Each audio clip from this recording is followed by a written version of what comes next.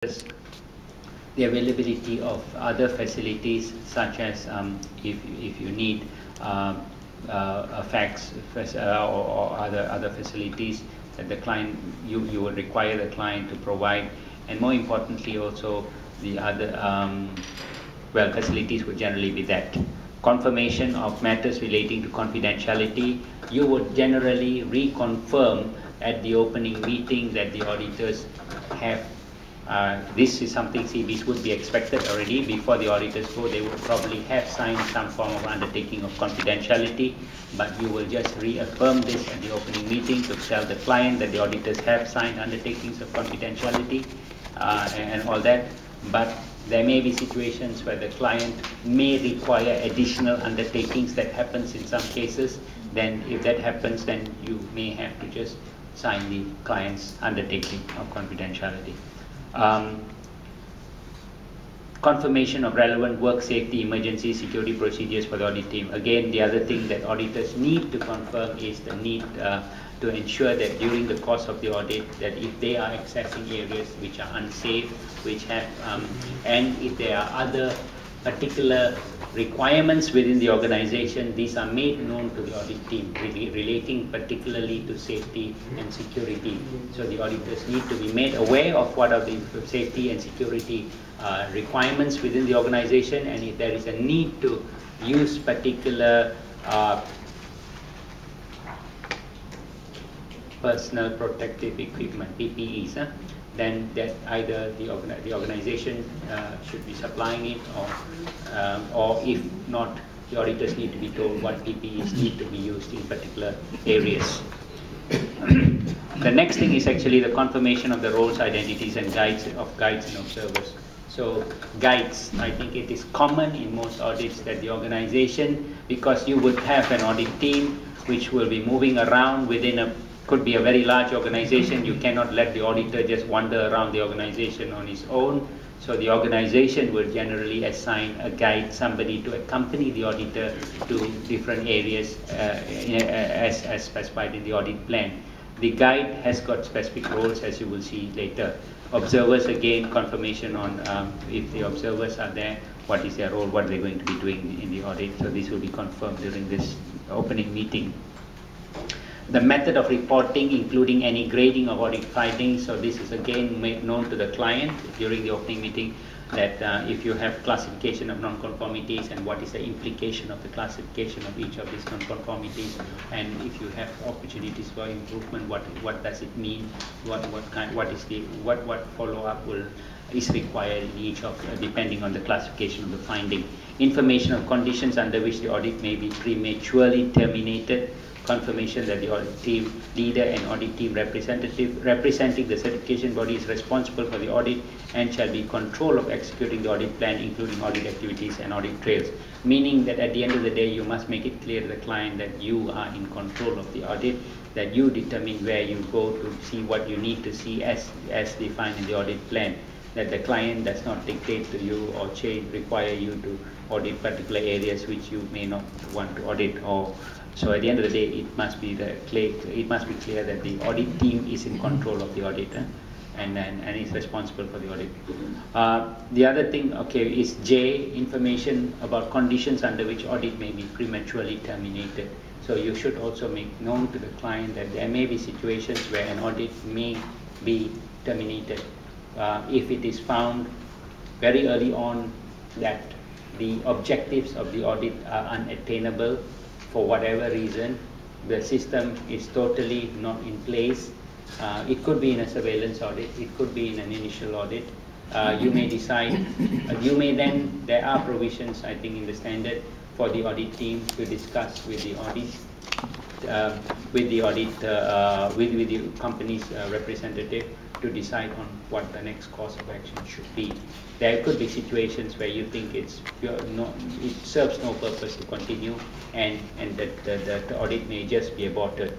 There could be situations, particularly in an initial term, I think it's discussed later, particularly the initial audit, where the objectives of the audit may be changed. You may change it from an initial audit to say, okay, in that case, we will just consider this a pre-assessment and proceed and give you some findings at the end of the audit. We will still, since we are already here, we continue with the audit, we give you our findings at the end of it, but we are clearly not going to make a recommendation for certification. So it's up to the client to decide what.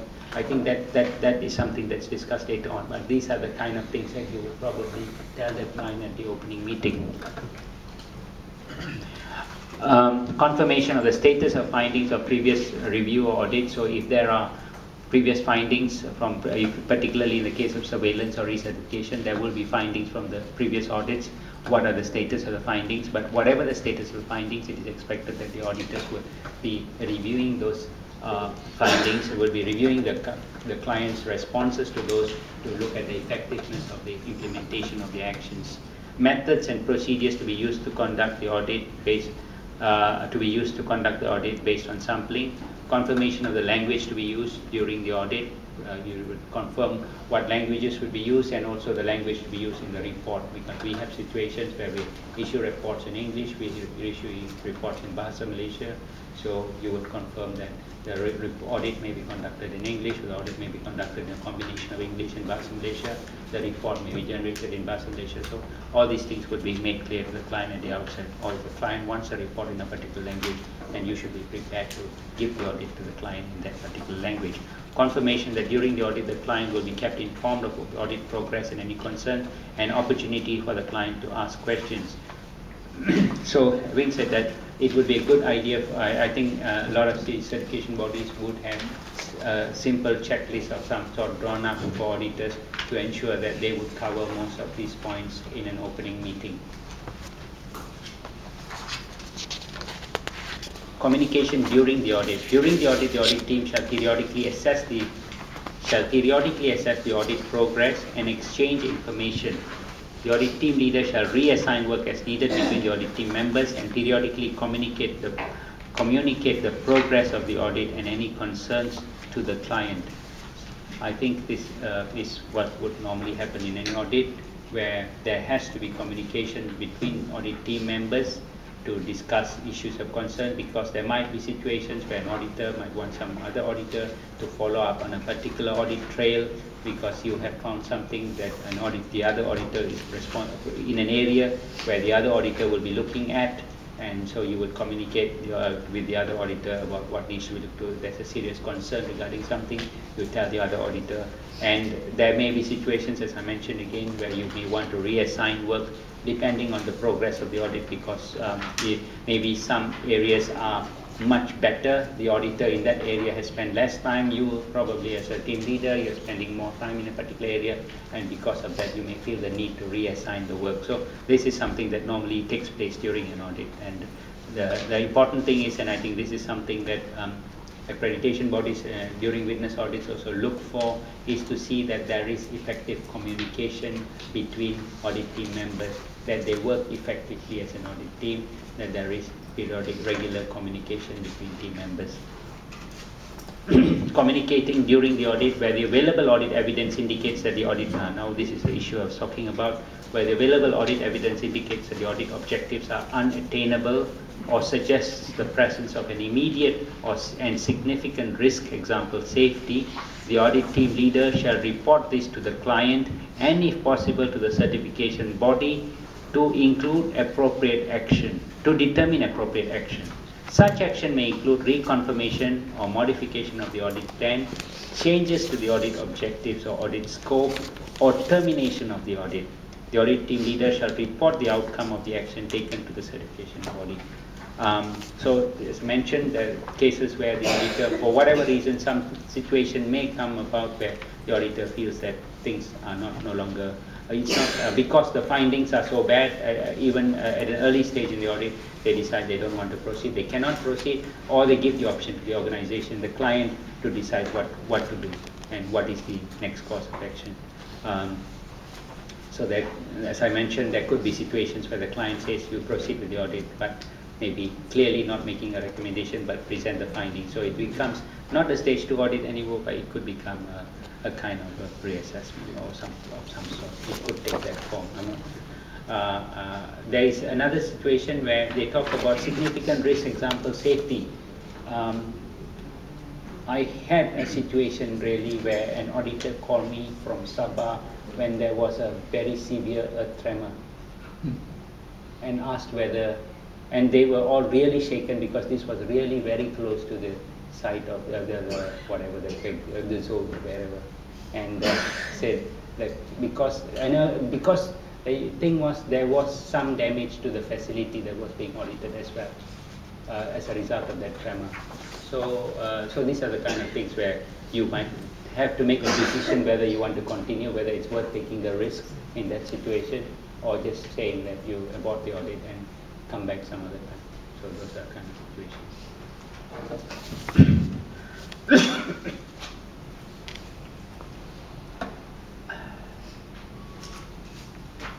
Okay, on conducting on-site audits, observers and guides. So here is very clear about the role of observers. The presence and justification of observers during an audit activity shall be agreed to by the certification body and the client prior to the conduct of the audit. The audit team shall ensure that observers do not influence or interfere in the audit process or outcome of the audit. Observers can be members of the client's organization, consultants, witnessing accreditation body personnel, regulators, or other justified persons. So there could be any consultants can come from any of these. So again, it says the presence and justification shall be agreed to by the certification body and the client. So the client has the right to object, except, as I mentioned, in the case of accreditation body witness auditors, because that one you are required. I'm not sure where in the standard, somewhere in the standard says that in your agreement with the client, there must be that provision that the client has to accept the accreditation. So that is something that is non-negotiable. The other observers can be negotiated. Client says no, you have to then agree. But when it comes to accreditation body auditors, it is supposed to be included in your agreement with the client, that the client has to accept any auditor that is sent to the client as any accreditation body auditor that wants to come in, the client has to accept that at the risk of losing accreditation if they do. We have, I mean, frankly, it is always, I mean, accreditation auditors are here. It is always a difficulty, not always, but sometimes a difficulty in getting clients to accept accreditation body auditors as witness accreditation body witness auditors present in an audit, mainly because the clients seem to think that the auditors will be more strict in the way they carry out the audit. The findings may be different from the normal audit, and so I mean that is a real issue, and so they will object. We have had this in some cases. We have not been able to, I mean, there has been at least one instance where the client just totally rejected it, and we told the accreditation body that, but nothing happened actually in that case. And it wasn't Standards Malaysia, so it's okay. It was some other accreditation body, but the client did not agree forward and just stood firm on that. And but at the end of the day, the client, nothing happened. The accreditation body accepted another audit, so that was it. But I think all of you must remember, it's in, I think has to be in your agreement with the client that stated somewhere that guides, each auditor shall be accompanied by a guide unless otherwise agreed by the audit team leader and the client. Guides and are assigned to the audit team to facilitate the audit. The audit team shall ensure that guides do not influence or interfere in the audit process or outcome of the audit. So these two things. I mean, I think it's normal, as I said, for particularly large organizations, or for that matter in any organization, that guides are appointed during the organization rather assigns guides to the auditors. Each auditor will have a guide to go with the auditor. What is important here, as is stated, is the guides do not interfere with the audit process or the outcome of the audit. There have been instances where accreditation body auditors have raised findings where the auditors have allowed the guides to virtually take over the audit, or rather respond to questions which the auditee should be responding to.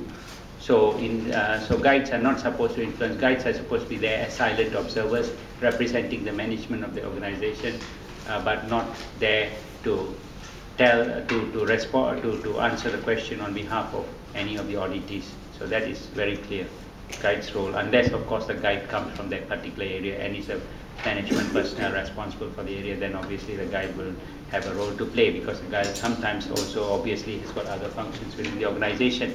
But if the guide is going to other areas, the guide has very clear.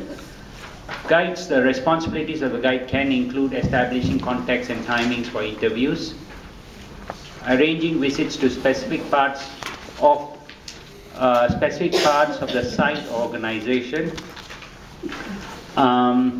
arranging visits to specific parts or sites of the organization, ensuring that rules concerning site safety and security procedures are known and respected by the audit team members, witnessing the audit on behalf of the client, and providing clarification or information as requested by the auditor. So where the auditor requests clarification from the guide, then the guide may provide. But the guide should not interfere with the audit if the auditor is interviewing some other personnel and trying to get information from some other personnel. But otherwise, it's very clear what the role of the guide is. And I think the guides really play a very significant role in audits, because sometimes I've been in situations where the auditor is just sitting around not knowing what to do, because there is no one in the organization to tell the auditor where to go next and what to do. Particularly in large organizations, you have very large organizations where access to particular areas might be restricted, and if the auditor is there's no guide assigned, the auditor sometimes can be just left waiting, not knowing what to do next. So it is very important that the organization assigns guides to auditors. Conducting on-site audits, collecting and verifying information. During the audit, information relevant to the audit objective, scope and criteria, including information relating to interfaces between functions, activities and processes, shall be collected by appropriate sampling and verified to become audit evidence. Okay?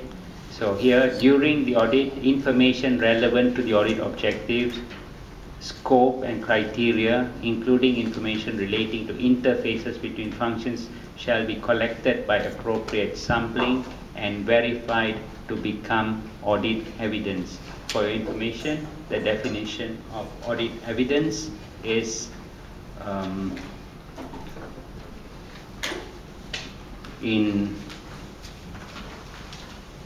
here. I think it's here. Should be here.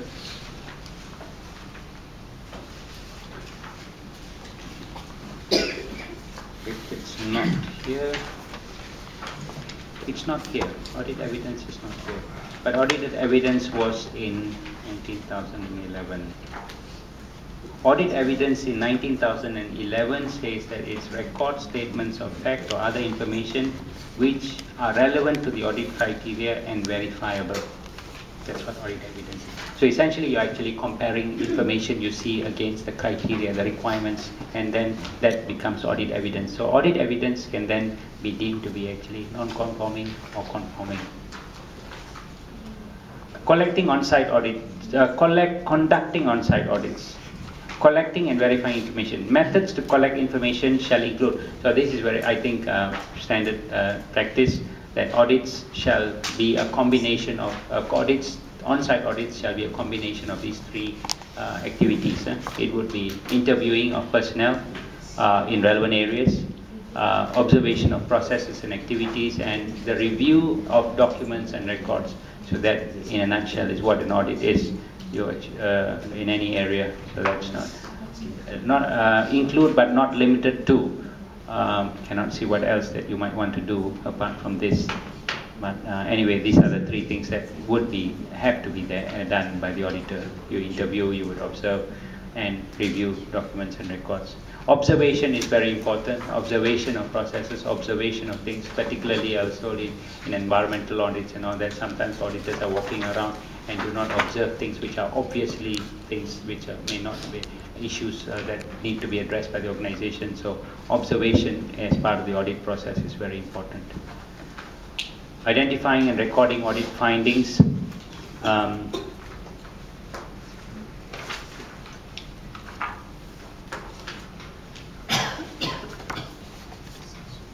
So going back to observation, I've just had a very interesting comment made by one accreditation body about one of the auditors, and this was an information security audit, I think, and at a particular site, and the auditor was looking at all physical security aspects, and here talking to the client, and apparently on the roof there, somewhere in the ceiling, there was a big hole, and so I said, what about security, looking at all the physical security aspects, and there was an obvious thing that the auditor seemed to miss, which was an obvious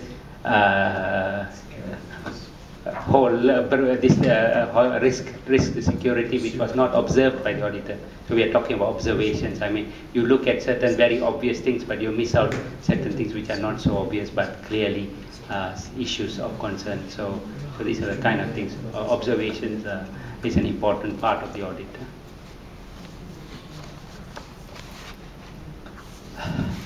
Identifying and recording audit findings. Audit findings summarize, this is very important because this relates actually to what one is looking for as a significant, and this is being highlighted as a significant